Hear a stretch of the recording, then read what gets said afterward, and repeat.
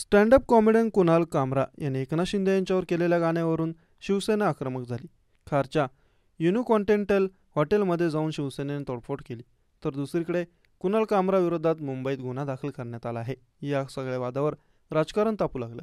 आदित्य ठाकरे यांनी कुणाल कामरा यांचं बोलणं का झोंबलंय हे एकनाथ शिंदे यांनी सांगावं असा उलटा सवाल केला आहे.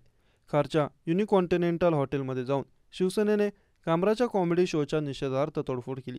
कुणाल कामरा याचा शो याच हॉटेलमध्ये पार पडला होता. हा शो सोशल मीडिया व्हायरल झाल्यानंतर त्याचे पडसाद उमटण्यास सुरुवात झाली.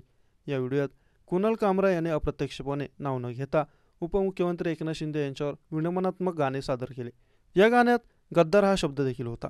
त्यानंतर असलेल्या शिरोबाजीनंतर शिंदे गटाचे शिवसैनिक चांगलेच आक्रमक झाले. मुंबईत माध्यमांशी संवाद साधताना शिवसेना ठाकरे गटाचे नेते आमदार आदित्य ठाकरे यांनी शिंदे गटाच्या कार्यकर्त्यांनी केलेल्या तोडफोडीचा निषेध केला. भगतसिंह कोश्यारी, कोरटकर, राहुल सोलापूरकर हे छत्रपती शिवाजी महाराज यांच्याबद्दल अपशब्द वापरतात, तेव्हा त्यांच्या घरावर कधी आंदोलन करतील का, सवाल यांनी केला. एकनाथ शिंदे यांच्या कार्यकर्त्यांनी टोळीने आपला नेता चोर आणि गद्दार आहे हे ठरवलं आहे का? शिंदे गटाच्या एका खासदाराने सापशी तुलना करताना फणा काढू नये असं म्हटलं.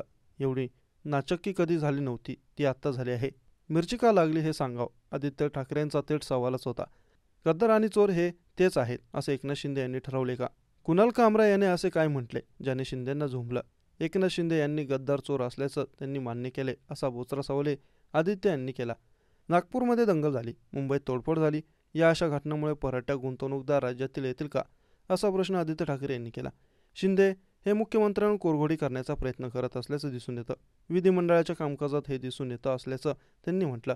मुख्यमंत्र्यांनी कामरा याने माफी मागावी असं म्हटलं. त्यावर आदित्य यांनी म्हटलं की कोणाची माफी मागावी? गद्दार आणि चोर हे एकनाथ शिंदेच आहेत, हे त्यांनीच ठरवलं आहे असा प्रश्न त्यांनी केला.